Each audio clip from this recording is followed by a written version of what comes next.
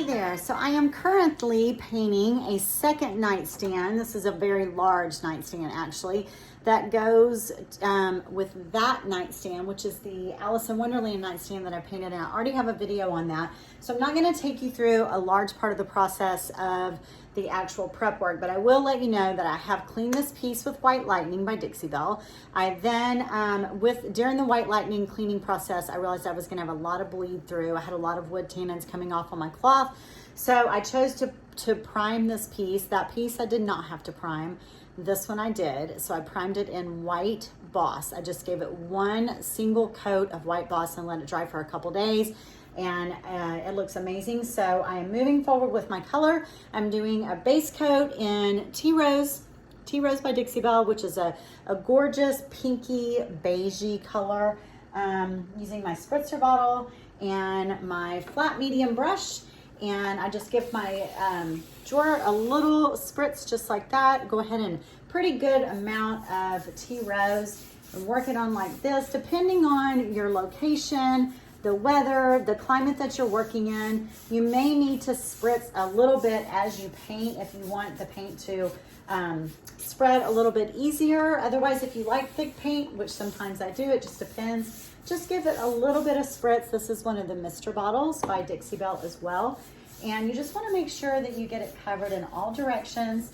You can move your paintbrush around in all directions to get in the cracks and crevices. But then at the very end, when you've got the entire front, the entire surface covered, you want to go one last time with a nice stroke from one side to the other, smooth it all out, just like so, and then you can move on to the next drawer. So that's what I'm doing, drawer by drawer. I'll cover the entire piece in Tea Rose, and then I'll join you again for our next step of the process. Everything is painted in Tea Rose. Everything's painted in Tea Rose. So now I'm using Sawmill Gravy, which is not really a white at all, but it is a beigey color, like gravy. So I am using Sawmill Gravy now to go in and fill in the center panels of each drawer, and then the side panels to prep for the black and white check that you see back there on that other one. And then also this nightstand did not come with these pretty legs that you see down there on the bottom, but my client sent these. She ordered them on eBay and sent them to me. So I am painting them separately, and then they're gonna build them on when they get the piece. I'm just sending the painted piece with them. So I am painting, these legs have also been primed, and I am painting or base coating these in Sawmill Gravy as well. And then I'll be following up with my gray color after I get all of my Sawmill Gravy done all over the piece. Then I will break out the charcoal gray color that I'm using, which I believe is Gravel Road on this piece. You see me using a pouncing technique here because there are a lot of cracks and crevices in this. So if I just pounce it, it gets down deep into the grooves. And then I'll show you what I do next. I just pounce just like this all around. That way all the insides are covered. And then I just go back and brush upward just to smooth out that pouncing stroke. Because you can use that pouncing technique if you want texture, but I don't. So I'm just smoothing it out like that, getting this covered, and I'll do all the feet in Sawmill Gravy. Okay, so I've already stenciled the front of one drawer. I'm using my Sawmill Gravy. I have cut up my Mylar stencil by Dixie Belle. It is the Harlequin stencil. This side's not been used. This side's been used with many colors.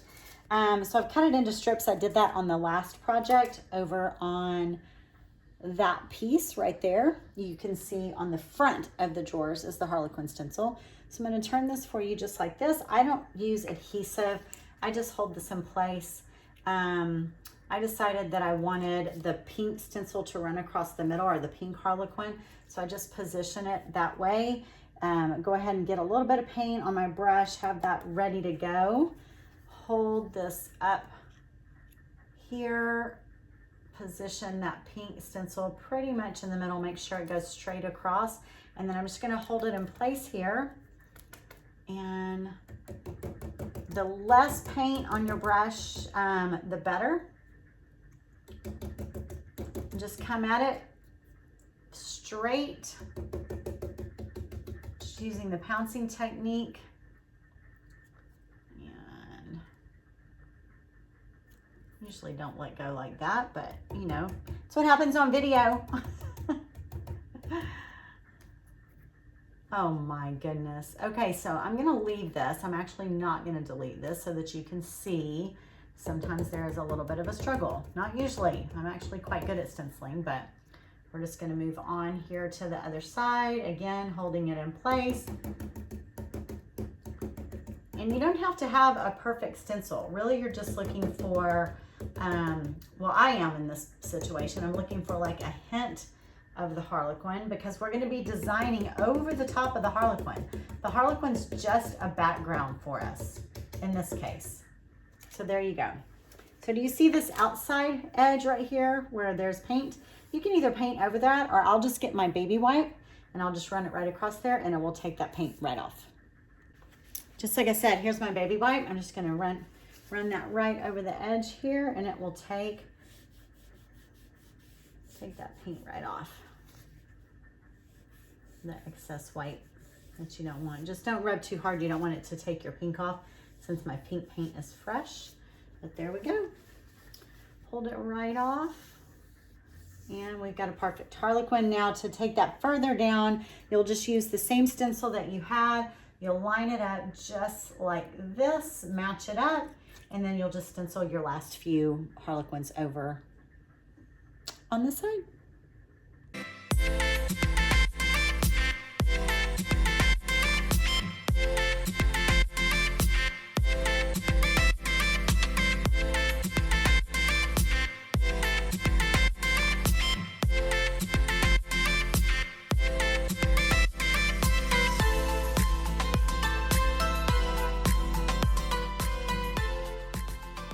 Okay, so now I'm doing the top.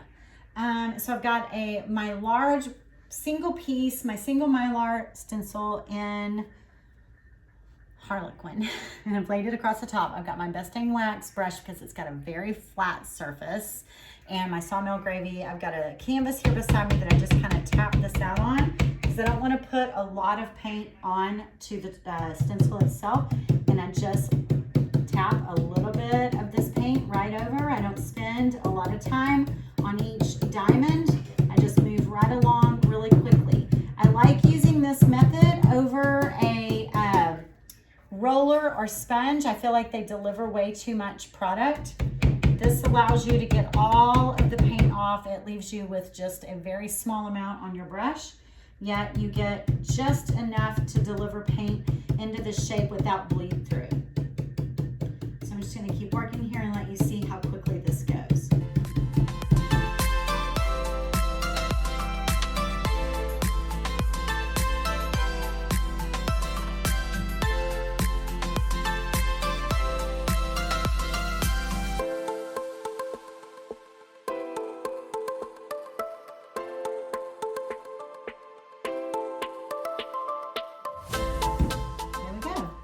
My stencil, you can see that, and then I'm just going to move it over and match it.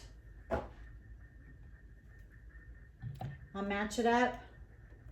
I don't even let it dry. You delivered so little product that you don't need to worry about it smearing. There's really just barely any paint on there at all. Get it matched up just right, hold it in place, and then you just keep working until you get your entire surface covered.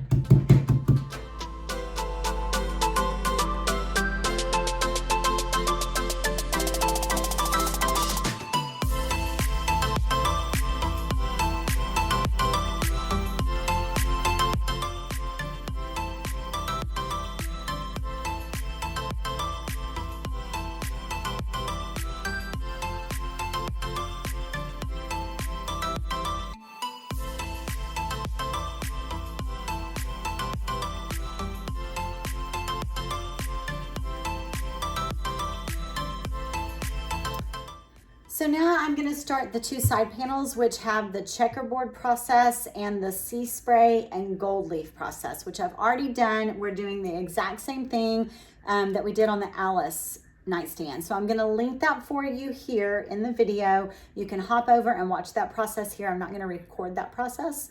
And then you can catch me Once I'm done with that, I'll move it around to the front and we'll start the design process on the front, which will be different than the Alice nightstand.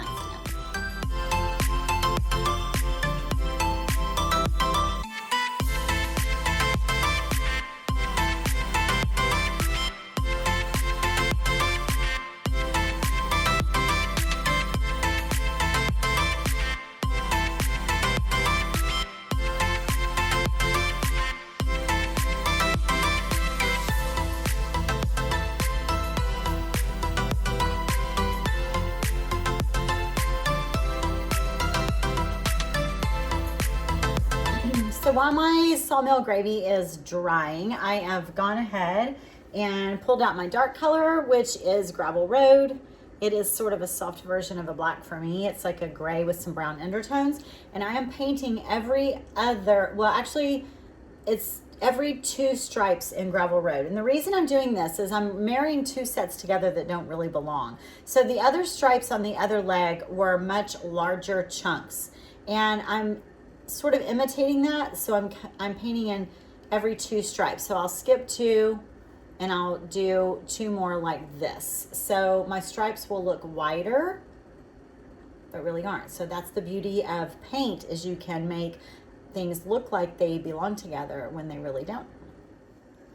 All right, while the sides of the nightstand, the checkerboard pattern, are drying, I'm gonna go ahead and start laying out my design with the transfers using featuring the white rabbit on the front. So the transfer design is the Alice transfer design by Dixie Belle. So I've got this white rabbit right here, which I really like him, but this white rabbit seems a little more traditional to me. So I can't really decide if I want to use which one I want to use. But I am going to use Alice and her guard as well. So I'm going to go ahead and cut these guys out, kind of tape them up there in place, and then I'll put the white rabbit next to it and see which one I like better. I've decided on this little guy because he's looking at his watch, which is the theme I want to go with. Him running late, or telling Alice she's running late. So I'm going to focus on this one. I'm going to put this right here off to the side, right about here, and the guard and Alice will go on the other side. So I've already placed my white rabbit. My white rabbit's right over here, and I'm going to place the guard over here to the left. I've cut him out. I've only released the white paper from behind the top part. The bottom part still has the white paper attached. I do that so it doesn't stick. I just let it hang while I work on the top part of this drawer right here. Now I could pre-cut it where the edge of the drawer is, but I find it just as easy to leave it attached and just work your way over the crease of the door. So right now I'm just trying to get it to release from the top part. I use my finger a lot, just rubbing with my fingernail and kind of rubbing and releasing just to get over all these little peaks and valleys. Drawers, if you're doing a flat surface, it's a heck of a lot easier. Working on drawers with trim and molding is a little bit more challenging. The other Alice transfer had less detail on the drawers that I did, the matching nightstand to this. But this one is releasing pretty well. You just want to pull back on the transfer. There you go, see his face? Pull back on the transfer as you continue to rub and release on its way down. And then when I get to the part where I haven't pulled back the paper, once I get halfway down, then I'll go ahead and pull the white paper out from underneath the next portion of the transfer. So I'm going to go ahead and release the white paper from the lower part of the transfer, at least some of it, and just let it sit like that as I work my way down the rest of this transfer. And the top part sticking up here, you can let it do that. If it's in your way, you can go ahead and reach up here and just trim it with your scissors so you don't have so much sticking out. And just keep working your way down. It's tedious, but it's so worth it. All right, so I've got the guard and I've got the rabbit, and now I'm gonna put Alice up. So if I put Alice's feet right where the guard's feet are, It's going, I'm really looking at her face placement. I don't want her face to have to go over any of the curves. So I really want her face placement to be in about dead center of that drawer. However, there is a hardware piece that's going to be there. So I might want to place it a little bit higher. At least her face will be here and her crown will go over the edge.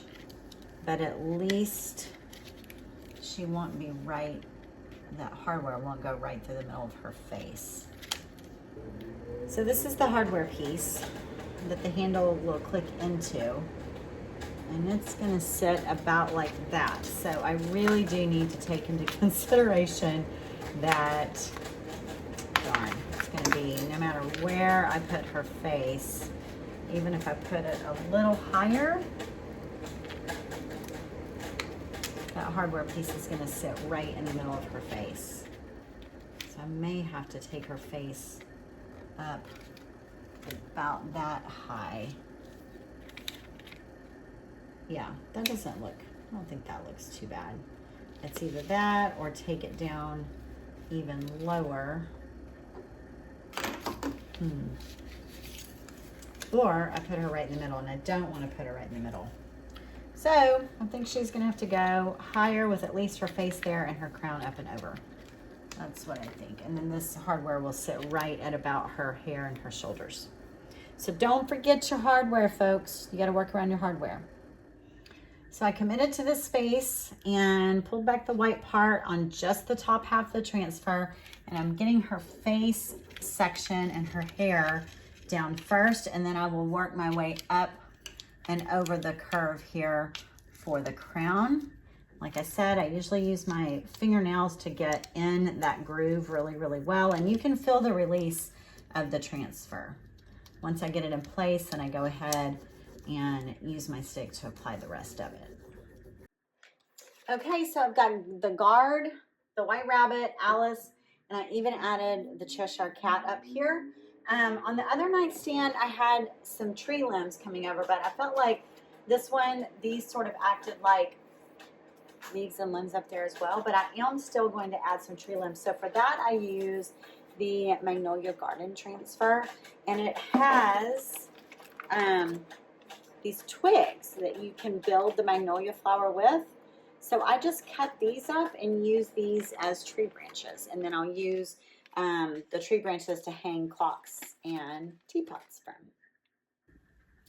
So I plan to come in from the opposite side. The other nightstand has the tree coming from this side as well. But when I put it on this side, it actually doesn't make the shape that I like. So I am still gonna take it from this same side, but the other nightstand ends about right here, and I'm gonna add a second branch that's from the Magnolia transfer, and I'm gonna attach it right here at this little point, and I'm just gonna put them together and make the branch come out all the way across. So I'm gonna make it go almost all the way across, and then I'll use this empty space right here to hang the clocks to really kind of drive home the idea that the rabbit's looking at his watch.